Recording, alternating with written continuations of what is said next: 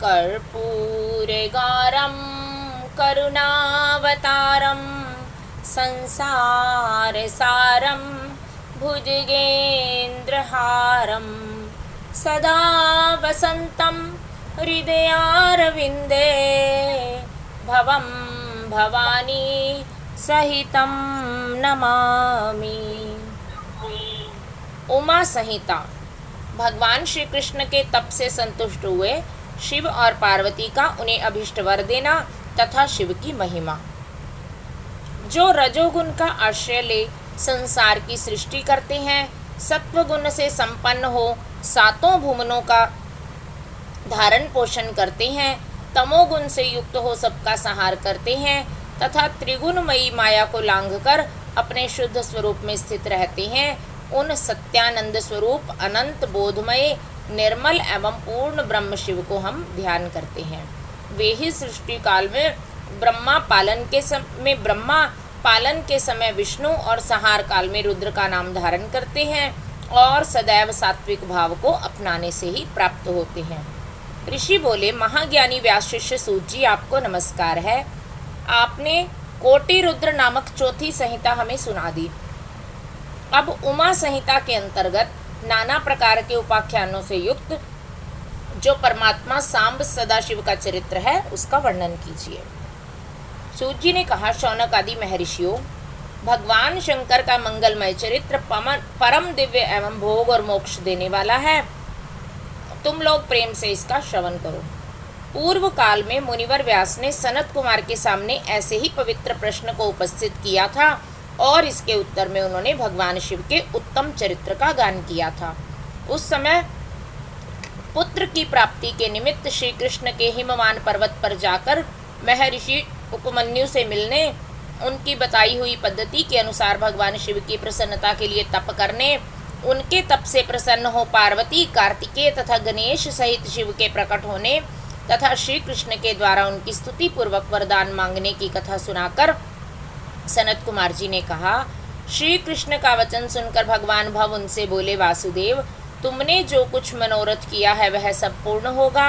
इतना कहते ही त्रिशूलधारी भगवान शिव फिर बोले, यादवेंद्र, तुम्हें सांब नाम से प्रसिद्ध एक महापराक्रमी बलवान पुत्र प्राप्त होगा।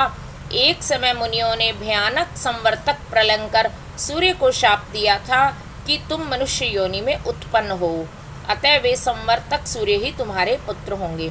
इसके सिवा जो जो वस्तु तुम्हें अभिष्ट है वह सब तुम प्राप्त करो। सनत कुमार जी कहते हैं, इस प्रकार परमेश्वर शिव से संपूर्ण वरों को प्राप्त करके श्री कृष्ण ने विविध प्रकार की बहुत सी स्तुतियों द्वारा उन्हें पूर्णतया संतुष्ट किया। तदनंतर भक्त वत्सला गिरिराज कुमारी शिवा ने प्रसन्न हो उन तपस्वी शिव भक्त महात्मा वासुदेव से कहा। पार्वती बोली, परम बुद्धिमान वसुदेव नंदन श्री कृष्ण, मैं तुमसे बहुत संतुष्ट हूँ। अनग, तुम मुझसे भी उन मनोवांछित वरों को ग्रहण करो जो भूतल पर दुर्लभ है।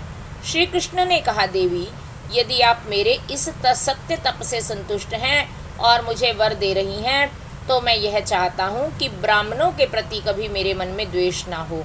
मैं सदा द्विजों का पूजन करता रहूँ, मेरे माता पिता सदा मुझसे संतुष्ट रहें। मैं जहाँ कहीं भी जाऊँ समस्त प्राणियों के प्रति मेरे हृदय में अनुकूल भाव रहे। आपके दर्शन के प्रभाव से मेरी संतति उत्तम हो। मैं सैकड़ों यज्ञ करके इंद्र आदि देवताओं को तृप्त करूं, सहस्त्रों साधु सन्यासियों और अतिथियों को सदा अपने घर पर श्रद्धा से पवित्र अन्न का भोजन कराऊं, भाई बंधुओं के साथ नित्य मेरा प्रेम बना रहे तथा मैं सदा संतुष्ट रहूं। सनत कुमार जी कहते हैं, श्री कृष्ण का यह वचन सुनकर संपूर्ण अभिष्टों को देने वाली सनातनी देवी पार्वती विस्मित हो उनसे बोली, वासुदेव, ऐसा ही होगा, तुम्हारा कल्याण हो। इस प्रकार श्री कृष्ण पर उत्तम कृपा करके उन्हें उन वरों को देकर पार्वती देवी तथा परमेश्वर शिव दोनों वहीं अंतर्ध्यान हो गए। तदनंतर केशी हंता श्री कृष्ण ने मुनिवर उपमन्यु को प्रणाम करके उनसे वर प्राप्ति का सारा समाचार बताया। तब उन मुनि ने कहा, जनार्दन, संसार में भगवान शिव के सिवा दूसरा कौन महादानी ईश्वर है तथा क्रोध के समय दूसरा कौन अत्यंत दुस्सह हो उठता है। महायशस्वी गोविंद, दान, तप, शौर्य तथा स्थिरता में शिव से बढ़कर कौन है। अतः तुम शंभु के दिव्य ऐश्वर्य का सदा श्रवण करते रहो। तदनंतर उपमन्यु के द्वारा शिव की महिमा सुनने के बाद उन मुनीश्वर को नमस्कार करके वसुदेव नंदन केशव मन ही मन शंभु का स्मरण करते हुए द्वारकापुरी को चले गए। ओम नमः शिवाय। नरक में गिराने वाले पापों का संक्षिप्त परिचय। सनत कुमार जी कहते हैं, व्यास जी, जो पाप परायण जीव महानरक के अधिकारी हैं उनका संक्षेप से परिचय दिया जाता है, सावधान होकर सुनो। पर स्त्री को प्राप्त करने का संकल्प, पराये धन को अपहरण करने की इच्छा, चित्त के द्वारा अनिष्ट चिंतन तथा ना करने योग्य कर्म में प्रवृत्त होने का दुराग्रह, ये 4 प्रकार के मानसिक पाप कर्म हैं। असंगत प्रलाप, बेसिर पैर की बातें, असत्य भाषण, अप्रिय बोलना और पीठ पीछे चुगली खाना, ये 4 वाचिक वाणी द्वारा होने वाले पाप कर्म हैं। अभक्ष्य भक्षण, प्राणियों की हिंसा, व्यर्थ के कार्यों में लगना और दूसरों के धन को हड़प लेना, ये 4 प्रकार के शारीरिक पाप कर्म हैं। इस प्रकार ये 12 कर्म बताए गए हैं जो मन, वाणी और शरीर, इन 3 साधनों से संपन्न होते हैं। जो संसार सागर से पार उतारने वाले महादेव जी से द्वेष करते हैं, वे सब के सब नरकों के समुद्र में गिरने वाले हैं। उनको बड़ा भारी पातक लगता है। जो शिव ज्ञान का उपदेश देने वाले तपस्वी की, गुरुजनों की तथा पिता ताऊ आदि की निंदा करते हैं, वे उन्मत्त मनुष्य नरक समुद्र में गिरते हैं। ब्रह्म हत्यारा, मदिरा पीने वाला, सुवर्ण चुराने वाला, गुरु पत्नी गामी तथा इन 4 से संपर्क रखने वाला 5वीं श्रेणी का पापी है। ये सब के सब महापातकी कहे गए हैं। जो क्रोध से, लोभ से, भय से या तथा द्वेष से ब्राह्मण के वध के लिए महान मर्म भेदी दोष का वर्णन करता है, वह ब्रह्म हत्यारा होता है।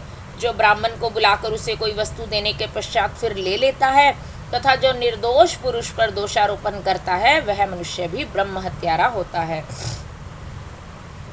जो भरी सभा में उदासीन भाव से बैठे हुए श्रेष्ठ द्विज को अपनी विद्या के अभिमान से अपमानित करके उसे निस्तेज हत प्रभित कर देता है, उसे ब्रह्म हत्यारा कहा गया है।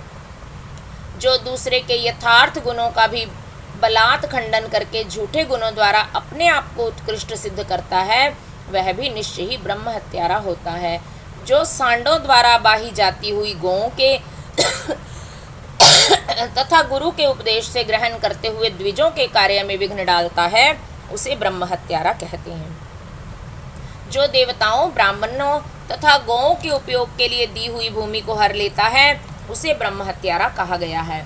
देवता और ब्राह्मण के धन को हर लेना तथा अन्याय से धन कमाना ब्रह्म हत्या के समान ही पातक जानना चाहिए। जिस किसी व्रत, नियम तथा यज्ञ को ग्रहण करके उसे त्याग देना तथा 5 महायज्ञों का अनुष्ठान न करना मदिरापान के समान पातक बताया गया है। पिता और माता को त्याग देना, झूठी गवाही देना, ब्राह्मण से झूठा वादा करना, शिव भक्तों को मांस खिलाना और अभक्ष्य वस्तु का भक्षण करना ब्रह्म हत्या के तुल्य कहा गया है। वन में निरपराध प्राणियों का वध कराना भी ब्रह्म हत्या के ही तुल्य है। साधु पुरुष को चाहिए कि वह ब्राह्मण के धन को त्याग दे, उसे धर्म के कार्य में भी ना लगाए, अन्यथा ब्रह्म हत्या का दोष लगता है। गौओं के मार्ग में, वन में तथा गांव में जो लोग आग लगाते हैं, वे भी ब्रह्म हत्या ही करते हैं। इस तरह जो भयानक पाप हैं, वे ब्रह्म हत्या के समान माने गए हैं। ब्राह्मण के द्रव्य का अपहरण करना, पैतृक संपत्ति के बंटवारे में उलटफेर करना, अत्यंत अभिमान और अधिक क्रोध करना, पाखंड फैलाना, कृतघ्नता करना, विषयों में अत्यंत आसक्त होना, कंजूसी करना, सत्पुरुषों से द्वेष रखना, पर स्त्री समागम करना, श्रेष्ठ कुल की कन्याओं को कलंकित करना, यज्ञ, बाग बगीचे, सरोवर तथा स्त्री पुरुषों का विक्रय करना, तीर्थ यात्रा, उपवास तथा व्रत एवं उपनयन आदि का सौदा करना, स्त्री के धन से जीविका चलाना, स्त्रियों के अत्यंत वशीभूत होना, स्त्रियों की रक्षा न करना तथा छल से पराई स्त्रियों का सेवन करना, ब्रह्मचर्य आदि व्रतों का त्याग देना, दूसरे के आचार का सेवन करना, असत शास्त्रों का अध्ययन करना, सूखे तर्क का सहारा लेना, देवता, अग्नि, गुरु, साधु तथा ब्राह्मण की निंदा करना, पितृयज्ञ और देव यज्ञ को त्याग देना, अपने कर्मों का परित्याग करना, बुरे स्वभाव को अपनाना, नास्तिक होना, पापों में लगना और सदा झूठ बोलना, इस तरह के पापों से युक्त स्त्री पुरुषों को उत्पातकी कहा गया है। जो मनुष्य गौओं, ब्राह्मण कन्याओं, स्वामी, मित्र तथा तपस्वी महात्माओं के कार्य नष्ट कर देते हैं, वे नरकगामी माने गए हैं। जो ब्राह्मणों को दुख देते हैं उन्हें मारने के लिए शस्त्र उठाते हैं, जो द्विज होकर शूद्रों की सेवा करते हैं तथा जो कामवश मदिरा पान करते हैं, जो पाप परायण क्रूर तथा हिंसा के प्रेमी हैं, जो गौशाला में, अग्नि में, जल में, सड़कों पर, पेड़ों की छाया पर, पर्वतों पर, बगीचों में तथा देव मंदिरों के आसपास मलमूत्र का त्याग करते हैं, बांस, ईंट, पत्थर, काट, सींग और कीलों द्वारा जो रास्ता रूंधते या रोकते हैं, दूसरे के खेत आदि की सीमा मेड़ मिटा देते हैं, छल से शासन करते हैं, छल कपट के ही कार्यों में लगे रहते हैं, किसी को ठग कर लाए हुए पाक अन्न तथा वस्त्रों का छल से ही उपयोग करते हैं, जो स्त्री, पुत्र, मित्र, बाल, वृद्ध, दुर्बल, आतुर, भृत्य, अतिथि तथा बंधुजनों को भूखे छोड़कर स्वयं खा लेते हैं, जो अजितेंद्रिय पुरुष स्वयं नियमों को ग्रहण करके फिर उन्हें त्याग देते हैं, संन्यास धारण करके फिर घर बसा लेते हैं, जो शिव प्रतिमा का भेदन करने वाले हैं, गौओं को क्रूरतापूर्वक मारते हैं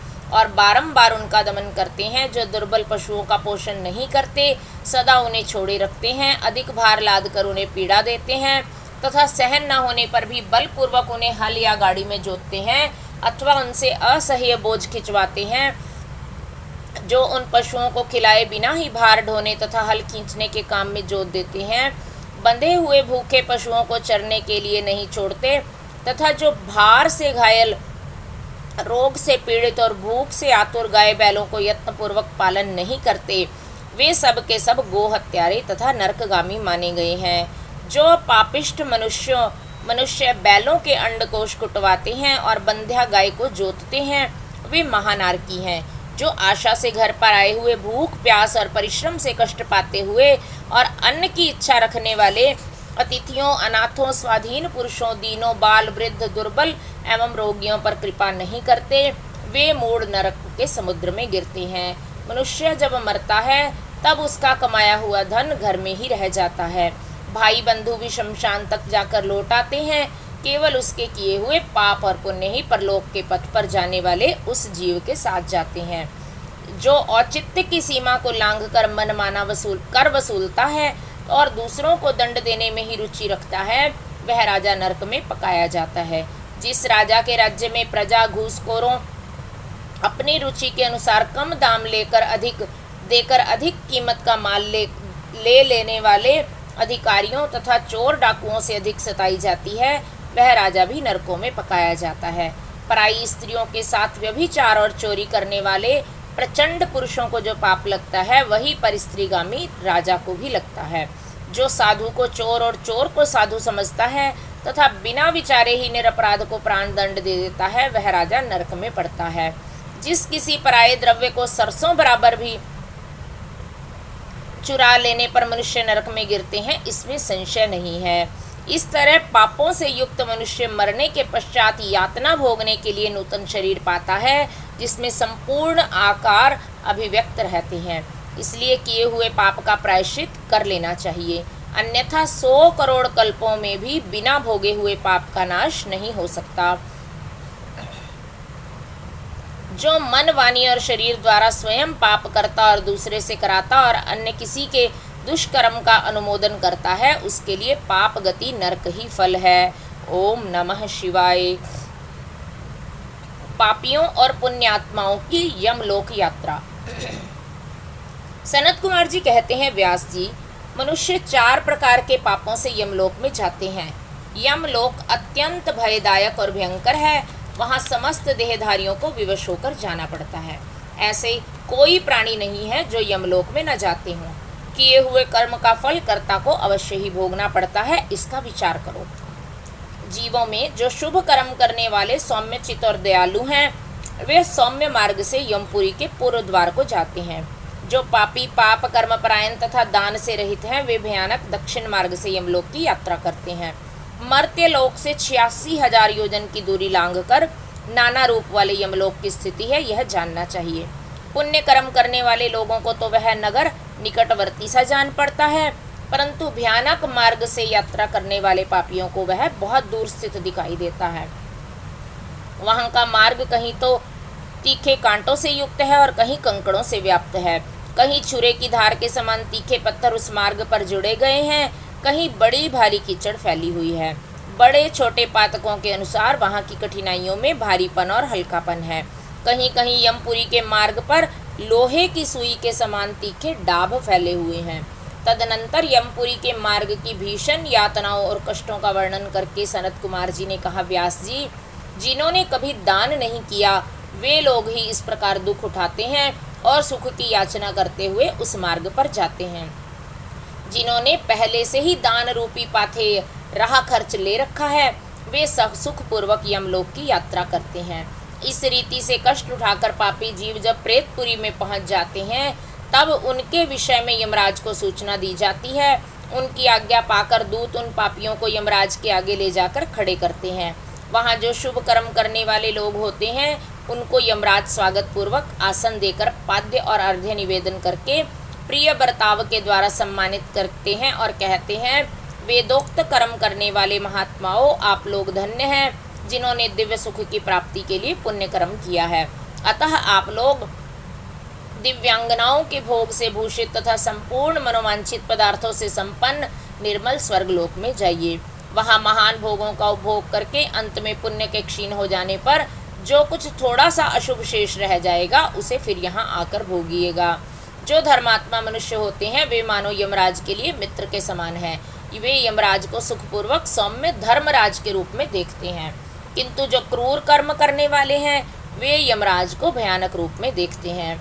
उनकी दृष्टि में यमराज का मुख दाढ़ों के कारण विकराल जान पड़ता है, नेत्र टेढ़ी भौहों से युक्त प्रतीत होते हैं, उनके केश ऊपर की ओर उठे होते हैं, दाढ़ी मूछ बड़ी बड़ी होती है, ओंठ ऊपर की ओर फड़कते रहते हैं, उनके 18 भुजाएं होती हैं, वे कुपित तथा काले कोयलों के ढेर से दिखाई देते हैं। उनके हाथों में सब प्रकार के अस्त्र शस्त्र उठे होते हैं। वे सब प्रकार के पाप के दंड का भय दिखाकर उन पापियों को डांटते रहते हैं। बहुत बड़े भैंसे पर आरूढ़ तथा लाल वस्त्र और लाल माला धारण करके बहुत ऊंचे महामेरु समान दृष्टिगोचर होते हैं।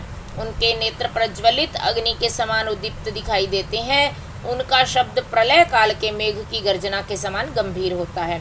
वे ऐसे जान पड़ते हैं कि मानो महासागर को पी रहे हैं, गिरिराज को निगल रहे हैं और मुंह से आग उगल रहे हैं। उनके समीप प्रलय काल की अग्नि के समान प्रभा वाले मृत्यु देवता खड़े रहते हैं। काजल के समान काले काल देवता और भयानक कृतांत देवता भी रहते हैं। इनके सिवा मारी, उग्र महामारी, भयंकर कालरात्रि, अनेक प्रकार के रोग तथा भली भांति भांति के भयावह कुष्ठ मूर्तिमान हो हाथों में शक्तिशूल, अंकुशपाश, चक्र और खड्ग लिए खड़े रहते हैं। वज्र तुल्य मुख धारण करने वाले रुद्रगण क्षूर, तरकश और धनुष धारण किए वहां उपस्थित होते हैं। सभी नाना प्रकार के आयुध धारण करने वाले महान वीर एवं भयंकर हैं।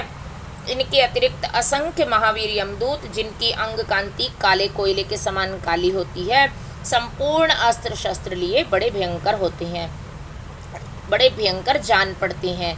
ऐसे परिवार से घिरे हुए घोर यमराज तथा भीषण चित्रगुप्त को पापिष्ठ प्राणी देखते हैं। यमराज उन पापकर्मियों को बहुत डांटते हैं और भगवान चित्रगुप्त धर्मयुक्त वचनों द्वारा उन्हें समझाते हैं। ओम नमः शिवाय। नरकों की 28 कोटियों तथा प्रत्येक के 5-5 नायक के क्रम से 140 रौरव आदि नरकों की नामावली। सनत कुमार जी कहते हैं, व्यास जी, तदनंतर यमदूत पापियों को अत्यंत तपे हुए पत्थर पर बड़े वेग से दे मारते हैं, मानो वज्र से बड़े बड़े वृक्षों को धाराशायी कर दिया गया हो। उस समय शरीर से जर्जर हुआ देहधारी जीव के कान से खून बहने लगता है और सुदबुद होकर निश्चेष्ट हो जाता है। तब वायु का स्पर्श करवाकर वे यमदूत फिर उसे जीवित कर देते हैं और उसके पापों की शुद्धि के लिए उसे नरक समुद्र में डाल देते हैं। पृथ्वी के नीचे नरक की 7 कोटियां हैं, जो 7वें तल के अंत में घोर अंधकार के भीतर स्थित हैं।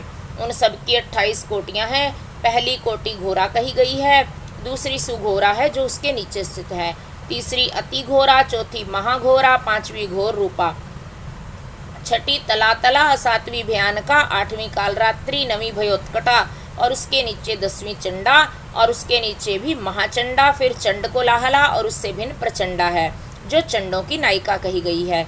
उसके बाद पद्मा, पद्मावती, भीता और भीमा है जो भीष्ण नरकों की नायिका मानी गई हैं।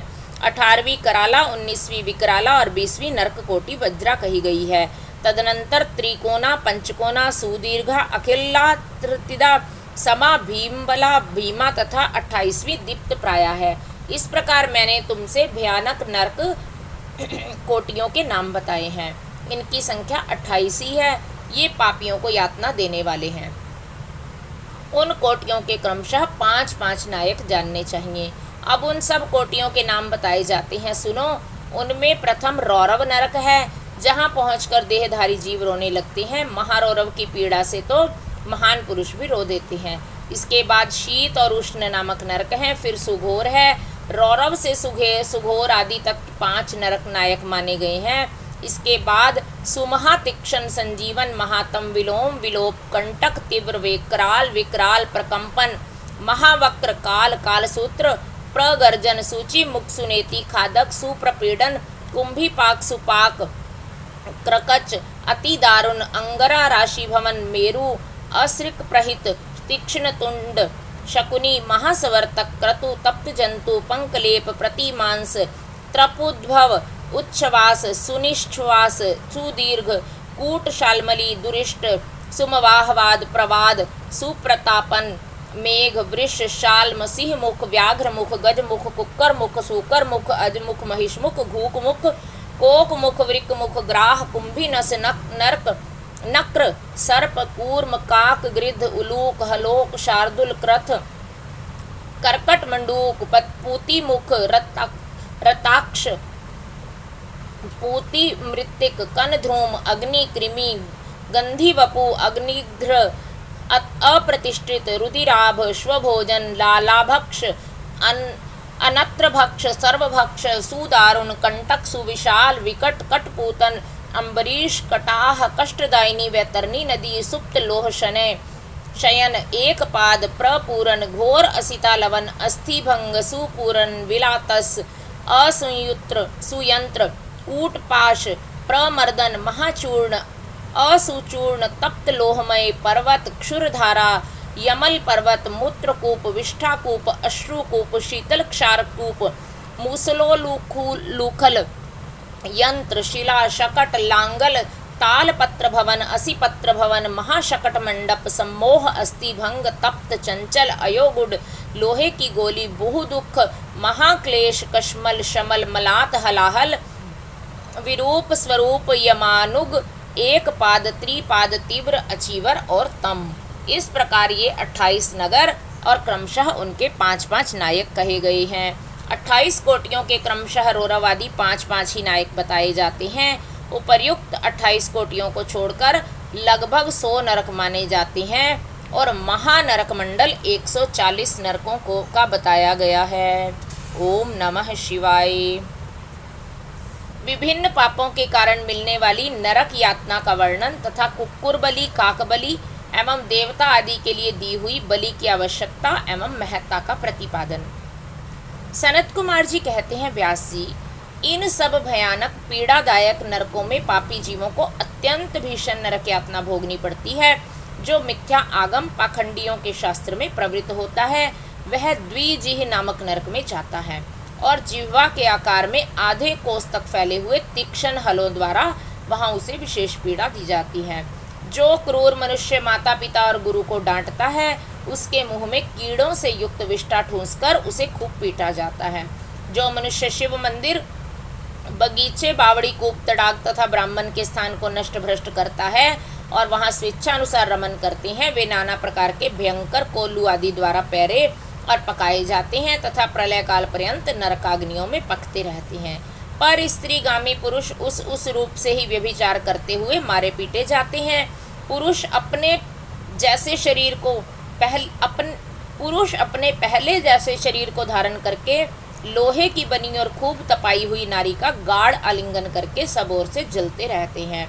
वे उस चारिणी स्त्री का गाढ़ आलिंगन करते और रोते हैं।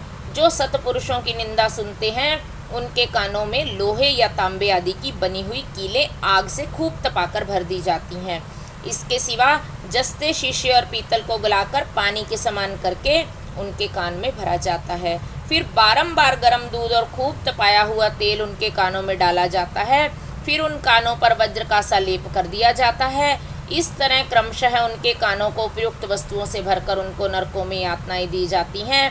क्रमशः सभी नरकों में सब और ये यातनाएं प्राप्त होती हैं और सभी नरकों की यातनाएं बड़ा कष्ट देने वाली होती हैं। जो माता पिता के प्रति भौहें टेढ़ी करते अथवा उनकी ओर उद्दंडता पूर्वक दृष्टि डालते या हाथ उठाते हैं, उनके मुखों को अंत तक लोहे की कीलों से दृढ़तापूर्वक भर दिया जाता है। जो मनुष्य लुभाकर स्त्रियों की ओर अपलक दृष्टि से देखते हैं, उनकी आंखों में तपाकर आग के समान लाल हुई सुइयां भर दी जाती हैं। जो देवता अग्नि गुरु तथा ब्राह्मणों को अग्रभाग निवेदन किए बिना ही भोजन कर लेते हैं, उनकी जीवा और मुख में लोहे की सैकड़ों कीलें तपाकर ठूंस दी जाती हैं। जो लोग धर्म का उपदेश करने वाले महात्मा कथावाचक की निंदा करते हैं, देवता अग्नि और गुरु के भक्तों की तथा सनातन धर्मशास्त्र की भी खिल्लियाँ उड़ाते हैं, उनकी छाती, कंठ, जीवा, दांतों की संधि, तालू, ओठ, नासिका, मस्तक तथा संपूर्ण अंगों की संधियों में आग के समान तपाई हुई 3 शाखा वाली लोहे की कीलें मुदगरों से ठोकी जाती हैं। उस समय उन्हें बहुत कष्ट होता है। तत्पश्चात सब ओर से उनके घामों पर तपाया हुआ नमक छिड़क दिया जाता है। फिर उस शरीर में सब और बड़ी बड़ी भारी यातनाएं होती हैं। जो पापी शिव मंदिर के पास अथवा देवता के बगीचे में मलमूत्र का त्याग करते हैं, उनके लिंग और अंडकोश को लोहे के मुदगरों से चूर चूर कर दिया जाता है तथा आग से तपाई हुई सुइयां उसमें भर दी जाती हैं, जिससे मन और इंद्रियों को महान दुख होता है। जो धन रहते हुए भी तृष्णा के कारण उसका दान नहीं करते और भोजन के समय घर पर आए हुए अतिथि का अनादर करते हैं, वे पाप का फल पाकर अपवित्र नरक में गिरते हैं। जो कुत्तों और गौओं को उनका भोजन का भाग अर्थात बलि न देकर स्वयं भोजन कर लेते हैं, उनके खुले हुए मुंह में 2 कीलें ठोक दी जाती हैं। यमराज के मार्ग का अनुसरण करने वाले जो शाम और शबल, सांवले तथा चितकबरे 2 कुत्ते हैं, मैं उनके लिए यह अन्न का भाग देता हूँ, वे इस बलि को ग्रहण करें। पश्चिम, वायव्य, दक्षिण और नैऋत्य दिशा में रहने वाले जो पुण्यकर्मा कोय हैं, वे मेरी इस दी हुई बलि को ग्रहण करें। इस अभिप्रता के 2 मंत्रों से क्रमशः कुत्ते और कोय को बलि देनी चाहिए। जो लोग यत्न पूर्वक भगवान शंकर की पूजा करके विधिवत अग्नि में आहुति दे शिव संबंधी मंत्रों द्वारा बलि समर्पित करते हैं, वे यमराज को नहीं देखते और स्वर्ग में जाते हैं। इसलिए प्रतिदिन बलि देनी चाहिए। एक चौकोर मंडप बनाकर उसमें गंध आदि से अधिवासित करे। फिर ईशान कोण में धन्वंतरी के लिए और पूर्व दिशा में इंद्र के लिए बलि दे। दक्षिण दिशा में यम के लिए, पश्चिम दिशा में सुदक्षोम के लिए और पश्चिम दिशा में सुदक्षोम के लिए और दक्षिण दिशा में पितरों के लिए बलि देकर पुनः पूर्व दिशा में अर्यमा को अन्न का भाग अर्पित करे। द्वार देश में धाता और विधाता के लिए बलि निवेदन करे। तदनंतर कुत्तों के स्वामी और पक्षियों के लिए भूतल पर अन्न डाल दे। देवता, पितर, मनुष्य, भूत, प्रेत, गुह्यक, पक्षी, कृमि और कीट ये सभी गृहस्थ से अपनी जीविका चलाते हैं। स्वाहाकार, स्वधाकार, वशिष्ठाकार और हंताकार ये धर्ममयी धेनु के 4 स्तन हैं। स्वाहाकार नामक स्तन का पान देवता करते हैं, स्वधा का पितर लोग, वशिष्ठकार का दूसरे देवता और भूतेश्वर तथा हंतकार नामक स्तन का सदा ही मनुष्यगण पान करते हैं। जो मानव श्रद्धा पूर्वक इस धर्ममयी धेनु का सदा ठीक समय पर पालन करता है, वह अग्निहोत्री हो जाता है। जो स्वस्थ रहते हुए भी उसका त्याग कर देता है, वह अंधकारपूर्ण नरक में डूबता है। इसलिए उन सबको बलि देने के पश्चात द्वार पर खड़ा हो क्षण भर के लिए अतिथि की प्रतीक्षा करे। यदि कोई भूख से पीड़ित अतिथि या उसी गांव का निवासी पुरुष मिल जाए तो उसे अपने भोजन से पहले यथाशक्ति शुभ अन्न का भोजन कराए। जिसके घर से अतिथि निराश होकर लौटता है, उसे वह अपना पाप दे बदले में उसका पुण्य लेकर चला जाता है। ओम नमः शिवाय। यमलोक के मार्ग में सुविधा प्रदान करने वाले विविध दानों का वर्णन। व्यास जी बोले, प्रभु, पापी मनुष्य बड़े दुख से यमलोक के मार्ग में जाते हैं, अतः आप मुझे उन धर्मों का परिचय दीजिए जिनसे जीव सुखपूर्वक यम मार्ग पर यात्रा करते हैं। सनत कुमार जी ने कहा, मुने, अपना किया हुआ शुभाशुभ कर्म बिना विचारे विवश होकर भोगना पड़ता है। अब मैं उन धर्मों का वर्णन करता हूँ जो सुख देने वाले हैं। इस लोक में जो श्रेष्ठ कर्म करने वाले कोमल चित्त और दयालु पुरुष हैं वे भयंकर यम मार्ग पर सुख से यात्रा करते हैं। जो श्रेष्ठ ब्राह्मणों को जूता और खड़ाऊं दान करता है वह मनुष्य विशाल घोड़े पर सवार होकर बड़े सुख से यमलोक को जाता है। छत्र दान करने से मनुष्य उस मार्ग पर उसी तरह छाता लगाकर चलते हैं जैसे यहाँ छाते वाले लोग चलते हैं। शिविका का दान करने से मनुष्य के रथ के द्वारा सुख से यात्रा करते हैं। शैया और आसन का दान करने से दाता यमलोक के मार्ग में विश्राम करते हुए सुखपूर्वक जाता है। जो बगीचे लगाता है और छायादार वृक्ष का आरोपण करते हैं अथवा सड़क के किनारे वृक्षारोपण करते हैं वे धूप में भी बिना कष्ट के उठाए यमलोक को जाते हैं। जो मनुष्य फुलवाड़ी लगाते हैं वे पुष्पक विमान से यात्रा करते हैं। देव मंदिर बनाने वाले उस मार्ग पर घर के भीतर क्रीड़ा करते हैं। जो यतियों के आश्रम का निर्माण करवाते हैं और अनाथों के लिए घर बनवाते हैं वे भी घर के भीतर क्रीड़ा करते हैं। जो देवता अग्नि गुरु ब्राह्मण माता और पिता की पूजा करते हैं वे मनुष्य स्वयं ही पूजित हो अपनी इच्छा के अनुकूल मार्ग द्वारा सुख से यात्रा करते हैं। दीप दान करने वाले मनुष्य संपूर्ण दिशाओं को प्रकाशित करते हुए जाते हैं। गृह दान करने से दाता रोग शोक से रहित हो सुखपूर्वक यात्रा करते हैं। गुरुजनों की सेवा करने वाले मानव विश्राम करते हुए जाते हैं। बाजा देने वाले उसी तरह सुख से यात्रा करते हैं मानो अपने घर जा रहे हों। गोदान करने वाले लोग संपूर्ण मनोवांछित वस्तुओं से भरे पूरे मार्ग द्वारा जाते हैं। मनुष्य उस मार्ग पर इस लोक में दिए हुए अन्नपान को ही पाता है। जो किसी को पैर धोने के लिए जल देता है वह ऐसे मार्ग से जाता है जहाँ जल की सुविधा हो। जो आदरणीय पुरुषों के पैरों में उबटन लगाता है वह घोड़े की पीठ पर बैठकर यात्रा करता है। व्यास जी, जो पाद्य अभ्यंग अंगराग दीपक अन्न और घर का दान करता है उसके पास यमराज कभी नहीं जाते। सुवर्ण और रत्न का दान करने से मनुष्य दुर्गम संकटों और स्थानों को लांघता हुआ जाता है। चांदी गाड़ी ढोने वाले बैल और फूलों की माला दान करने से दाता सुखपूर्वक यमलोक में जाता है। इस तरह के दानों से मनुष्य सुखपूर्वक यमलोक की यात्रा करते हैं और स्वर्ग में सदा भांति भांति के भोग पाते हैं। सब दानों में अन्नदान को ही उत्तम बताया गया है क्योंकि यह तत्काल तृप्ति देने वाला है, मन को प्रिय लगने वाला तथा बल और बुद्धि को बढ़ाने वाला है। मुनि श्रेष्ठ, अन्न दान के समान कोई दूसरा दान नहीं है क्योंकि अन्न से ही प्राणी उत्पन्न होते हैं और अन्न के अभाव में मर जाते हैं। अतएव अन्न दान से महान पुण्य बताया गया है क्योंकि अन्न के बिना भूख की आग से तप्त हुए समस्त प्राणी मर जाते हैं। अतः अन्न की ही सब लोग प्रशंसा करते हैं क्योंकि अन्न में ही सब कुछ प्रतिष्ठित है। अन्न के समान दान ना तो हुआ है ना होगा। मुने, यह संपूर्ण जगत अन्न से ही धारण किया जाता है। लोक में अन्न को बलकारक बताया गया है क्योंकि अन्न में ही प्राण प्रतिष्ठित है। प्राप्त हुए अन्न की कभी निंदा ना करे और ना किसी तरह उसे फेंके ही।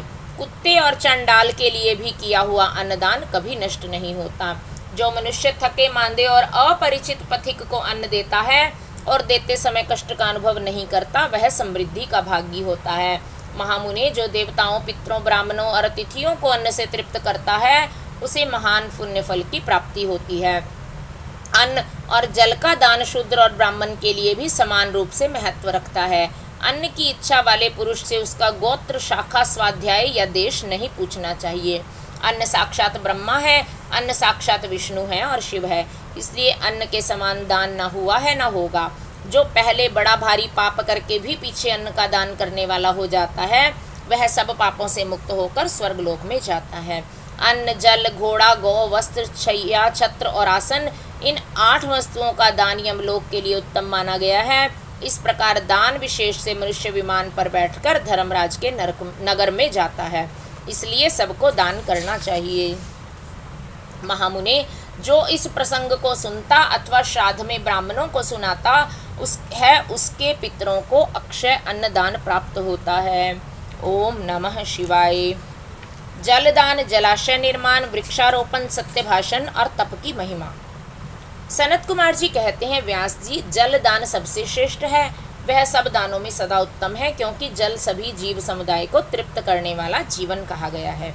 इसलिए बड़े स्नेह के साथ अनिवार्य रूप से प्रपादान पौंसला चलाकर दूसरों को पानी पिलाने का प्रबंध करना चाहिए। जलाशय का निर्माण इस लोक और परलोक में महान आनंद की प्राप्ति कराने वाला होता है। यह सत्य है, इसमें संशय नहीं है। इसलिए मनुष्य को चाहिए वह कुआं, बावड़ी और तालाब बनवाए। कुएं में जब पानी निकल आता है तब वह पापी पुरुष के पाप कर्म का आधा भाग हर लेता है तथा सत्कर्म में लगे हुए मनुष्य के सदा समस्त पापों को हर लेता है। जिसके खुदवाए हुए जलाशय में गौ, ब्राह्मण और साधु पुरुष सदा पानी पीते हैं, वह अपने सारे वंश का उद्धार कर देता है। जिसके जलाशय में गर्मी के मौसम में भी अनिवार्य रूप से पानी टिका रहता है, वह कभी दुर्गम एवं विषम संकट को प्राप्त नहीं होता। जिसके पोखरे में केवल वर्षा ऋतु में जल ठहरता है, उसे प्रतिदिन अग्निहोत्र करने का फल मिलता है, ऐसा ब्रह्मा जी का कथन है। जिसके तडाग में शरत काल तक जल ठहरता है, उसे सहस्त्र गोदान का फल मिलता है, इसमें संशय नहीं है। जिसके तालाब में हेमंत और शिशिर ऋतु तक पानी मौजूद रहता है, वह बहुत सी सुवर्ण मुद्राओं की दक्षिणा से युक्त यज्ञ का फल पाता है। जिसके सरोवर में वसंत और ग्रीष्म काल तक पानी बना रहता है, उसे अतिरात्र और अश्वमेध यज्ञों का फल मिलता है, ऐसा मनीषी महात्माओं का कथन है। मुनिवर व्यास, जीवों को तृप्ति प्रदान करने वाले जलाशय के उत्तम फल का वर्णन किया गया। अब वृक्ष लगाने में जो गुण है उसका वर्णन सुनो। जो वीरान एवं दुर्गम स्थानों में वृक्ष लगाता है, वह अपनी बीती तथा आने वाली संपूर्ण पीढ़ियों को तार देता है, इसलिए वृक्ष अवश्य लगाना चाहिए। ये वृक्ष लगाने वाले के पुत्र होते हैं, इसमें संशय नहीं है। वृक्ष लगाने वाला पुरुष परलोक में जाने पर अक्षलोकों को पाता है। पोखरा खुदवाने वाला, वृक्ष लगाने वाला और यज्ञ कराने वाला जो द्विज है, वह तथा दूसरे सत्यवादी पुरुष ये स्वर्ग से कभी नीचे नहीं गिरते। सत्य ही परब्रह्म है, सत्य ही परम तप है, सत्य ही श्रेष्ठ यज्ञ है और सत्य ही उत्कृष्ट शास्त्र ज्ञान है। सोए हुए पुरुषों में सत्य ही जागता है, सत्य ही परम पद है, सत्य से ही पृथ्वी टिकी हुई है और सत्य में ही सब कुछ प्रतिष्ठित है। तप, ज्ञान, यज्ञ, पुण्य, देवता, ऋषि और पितरों का पूजन, जल और विद्या, ये सब सत्य पर ही अवलंबित रहते हैं। सबका आधार सत्य ही है। सत्य ही यज्ञ, तप, दान, मंत्र, सरस्वती देवी और ब्रह्मचर्य है। ओंकार भी सत्य रूप ही है। सत्य से ही वायु चलती है, सत्य से ही सूर्य तपता है, सत्य से ही आग जलाती है और सत्य से ही स्वर्ग टिका हुआ है। लोक में संपूर्ण वेदों का पालन तथा संपूर्ण तीर्थों का स्नान केवल सत्य से सुलभ हो जाता है। सत्य से सब कुछ प्राप्त होता है, इसमें संशय नहीं है। 1,000 अश्वमेध और लाखों यज्ञ एक और तराजू पर रखे जाएं और दूसरी ओर सत्य हो तो सत्य का पलड़ा ही भारी होगा। देवता, पितर, मनुष्य, नाग, राक्षस और चराचर प्राणियों सहित समस्त लोग सत्य से ही प्रसन्न होते हैं।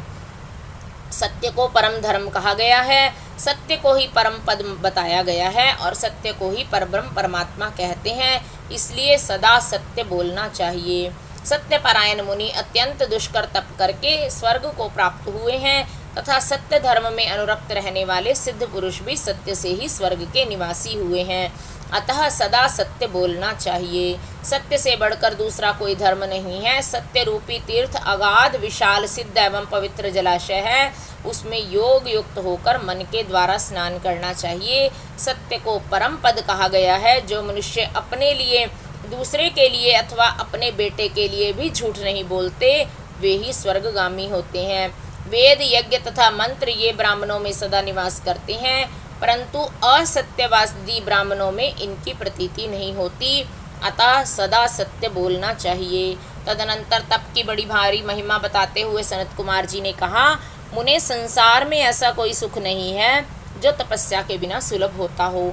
तप से ही सारा सुख मिलता है। इस बात को वेदवेत्ता पुरुष जानते हैं। ज्ञान, विज्ञान, आरोग्य, सुंदर रूप, सौभाग्य तथा शाश्वत सुख तप से ही प्राप्त होते हैं। तपस्या से ही ब्रह्मा बिना परिश्रम के ही संपूर्ण विश्व की सृष्टि करते हैं। तपस्या से ही विष्णु इसका पालन करते हैं। तपस्या के बल से ही रुद्रदेव संहार करते हैं तथा तप के प्रभाव से ही शेष अशेष भूमंडल को धारण करते हैं। ओम नमः शिवाय। वेद और पुराणों के स्वाध्याय तथा विविध प्रकार के दान की महिमा, नरकों का वर्णन और उनमें गिराने वाले पापों का दिग्दर्शन, पापों के लिए सर्वोत्तम प्रायश्चित, शिव स्मरण तथा ज्ञान के महत्व का प्रतिपादन। सनत कुमार जी कहते हैं, मुने, जो वन में जंगली फल मूल खाकर तप करता है और जो वेद की एक ऋचा का स्वाध्याय करता है, इन दोनों का फल समान है। श्रेष्ठ द्विज, वेदाध्ययन से जिस पुण्य को पाता है उससे दूना फल वह उस वेद को पढ़ाने से पाता है। मुने, जैसे चंद्रमा और सूर्य के बिना जगत में अंधकार छा जाता है, उसी प्रकार पुराण के बिना ज्ञान का आलोक नहीं रह जाता, अज्ञान का अंधकार छाया रहता है। इसलिए सदा पुराण का अध्ययन करना चाहिए। अज्ञान के कारण नरक में पड़कर सदा संतप्त होने वाले लोक को जो शास्त्र का ज्ञान देकर समझाता है, वह पुराण वक्ता अपनी इसी महत्ता के कारण सदा पूजनीय है। जो साधु पुरुष पुराण वक्ता विद्वान को दान का पात्र समझकर बड़ी प्रसन्नता के साथ उसे उत्तमोत्तम वस्तुएं देता है, वह परम गति को प्राप्त होता है। जो सुपात्र ब्राह्मण को भूमि, गो, रथ, हाथी और सुंदर घोड़े देता है, उसके पुण्य फल का वर्णन को सुनो। वह इस जन्म में और परलोक में भी संपूर्ण अक्षय मनोरथों को पा लेता है तथा अश्वमेध यज्ञ के फल का भी भागी होता है। मुनीश्वर, जो भगवान शिव की कथा सुनता है, वह कर्मों के विशाल वन को जलाकर संसार सागर से तर जाता है। जो एक घड़ी अथवा एक क्षण भी भक्ति भाव से भगवान शिव की कथा सुनते हैं, उनकी कभी दुर्गति नहीं होती। मुने, संपूर्ण दानों अथवा संपूर्ण यज्ञों में जो पुण्य होता है, वही फल शिव पुराण सुनने से अविचल रूप में प्राप्त हो जाता है। व्यास जी, विशेषतः कलयुग में पुराण श्रवण के सिवाय मनुष्यों के लिए दूसरा कोई श्रेष्ठ धर्म नहीं है। वही उनके लिए मोक्ष एवं ध्यान रूपी फल देने वाला बताया गया है। शिव पुराण का श्रवण और शिव नाम का कीर्तन मनुष्यों के लिए कल्प वृक्ष का रमणीय फल है, इसमें संशय नहीं है। यज्ञ, दान, तप और तीर्थ सेवन से जो फल मिलता है, उसी को मनुष्य पुराणों के श्रवण से पा लेता है। प्रतिदिन सुपात्र लोगों को बड़े बड़े दान देने चाहिए। वे दान दाता के लिए उद्धारक होते हैं। विप्रवर, सुवर्ण दान, गोदान और भूमि दान ये पवित्र दान हैं, जो दाता को तो तारते ही हैं, लेने वालों का भी उद्धार कर देते हैं। सुवर्ण दान, गोदान और पृथ्वी दान, इन श्रेष्ठ दानों को करके मनुष्य सब पापों से मुक्त हो जाता है। तुला दान की बड़ी प्रशंसा की गई है। गौ और पृथ्वी के दान भी प्रशस्त एवं समान शक्ति वाले हैं, परंतु सरस्वती का दान इन सब से अधिक उत्तम है। नित्य दूही जाने वाली गाय, छाता, वस्त्र, जूता, अन्न और जल, ये सब वस्तुएं याचकों को देनी चाहिए। ब्राह्मणों को तथा अपीड़ित याचकों को जो संकल्प और पूर्वक धन आदि वस्तुओं का दान किया जाता है, उससे दाता मनस्वी होता है। लोक में जो जो अत्यंत अभिष्ट और प्रिय है, वह यदि घर में हो तो उसे अक्षय बनाने की इच्छा वाले पुरुष को, गुणवान पुरुष को दान करना चाहिए। तुला पुरुष का दान सब दानों में उत्तम है। जो अपने लिए कल्याण चाहे, उसे तराजू पर बैठना और अपने शरीर से तोली गई वस्तु का दान करना चाहिए। दिन में, रात में, दोनों संध्याओं के समय, दोपहर में, आधी रात के समय तथा भूत, वर्तमान और भविष्य तीनों कालों में मन, वाणी और शरीर द्वारा किए गए सारे पापों का तुला पुरुष का दान दूर कर देता है। इसके बाद ब्रह्मांड दान का महात्म्य एवं ब्रह्मांड का वर्णन करके सनत कुमार जी ने कहा, मुनिवरों में श्रेष्ठ व्यास जी, पाताल लोक से ऊपर जो नरक हैं, उनका वर्णन मुझसे सुनो। पापी पुरुष उन्हीं में यातनाएं भोगते हैं। रौरव, शूकर, रोध, ताल, विवसन या विषसन, महाज्वाल, तप्त कुंभ, लवन, विलोहित, पीप बहाने वाली वैतरणी, कृमि या कृमिश, कृमि भोजन, कृष्ण, असित, पत्रवन, दारुण, लालाभक्ष, पूय वह, पाप वहिन ज्वाल, अध शिरासन, दश कालसूत्र, तमस, अविची, रोधन, शवभोजन, अप्रतिष्ठित, महारौरव और शालमली इत्यादि बहुत से दुखदायक नरक वहाँ हैं। व्यास जी, उनमें जो पाप कर्म परायण पुरुष पकाए जाते हैं, उनका क्रमशः वर्णन करता हूँ, सावधान होकर सुनो। जो मनुष्य ब्राह्मणों, देवताओं तथा गौओं के लिए हितकर कार्यों के सिवा अन्य किसी कार्य के लिए झूठी गवाही देता है अथवा सदा झूठ बोलता है, वह रौरव नरक में जाता है। जो भ्रूण गर्भस्थ शिशु की हत्या और सुवर्ण की चोरी करने वाला, गाय को कटघरे में बंद करने वाला, विश्वासघाती, शराबी, ब्रह्म हत्यारा, दूसरे के द्रव्य का अपहरण करने वाला तथा इन सब का संगी है, वह मरने पर तप्त कुंभ नामक नरक में जाता है। गुरु के वध से भी इसी नरक की प्राप्ति होती है। बहन, माता, गो तथा पुत्री का वध करने से भी तप्त कुंभ नरक में ही गिरना पड़ता है। साध्वी स्त्री को बेचने वाला, अधिक ब्याज लेने वाला, केश विक्रय करने वाला और अपने भक्त को त्यागने वाला, ये सब पापी तप्त लोह नामक नरक में पकाए जाते हैं। जो नराधम गुरुजनों का अपमान करने वाला तथा उनके प्रति दुर्वचन बोलने वाला है और जो वेद की निंदा करने वाला, वेद बेचने वाला तथा अगम्या स्त्री से संभोग करने वाला है, वे सब के सब लवन नामक नरक में गिर जाते हैं। चोर विलोहित नामक नरक में गिरता है। मर्यादा को दूषित करने वाले पुरुष की भी ऐसी ही गति होती है। जो पुरुष देवता, ब्राह्मण और पितृगण से द्वेष करने वाला है तथा जो रत्न को दूषित उसमें मिलावट करता है, वह कृमि भक्ष नामक नरक में पड़ता है। जो दूषित यज्ञ दूसरों को हानि पहुंचाने के लिए आभिचारिक प्रयोग या हिंसा प्रधान तामस यज्ञ करता है, वह कृमिश नामक नरक में पड़ता है। जो नराधम पितृगण, देवगण और अतिथियों को छोड़कर बलि वैश्व देव के द्वारा देवता आदि का भाग उन्हें अर्पण किए बिना ही भोजन कर लेता है, वह उग्र लालाभक्ष नरक में गिरता है।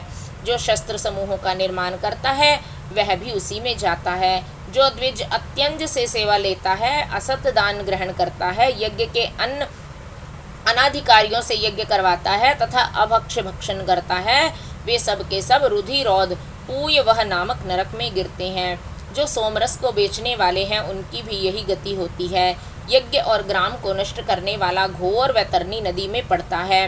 जो नई जवानी के मत से मत वाले हो, धर्म की मर्यादा को तोड़ते हैं, अपवित्र आचार विचार रहते हैं और छल कपट से जीविका चलाते हैं, वे कृत्य नामक नरक में जाते हैं। जो अकारण ही वृक्षों को काटता है, वह असीपत्र नामक नरक में जाता है।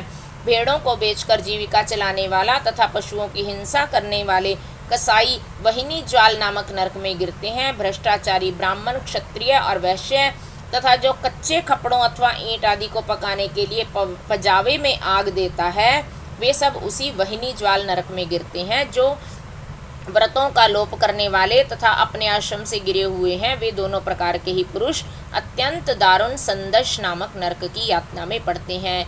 जो ब्रह्मचारी होकर भी स्वप्न में वीर्यस्खलन करते हैं तथा जो पुत्रों से विद्या पढ़ते हैं, वे स्वभोजन नामक नरक में गिरते हैं। इस तरह ये तथा और भी सैकड़ों हजारों नरक हैं, जिनमें पाप कर्मी प्राणी यातनाओं की आग में डालकर पकाए जाते हैं।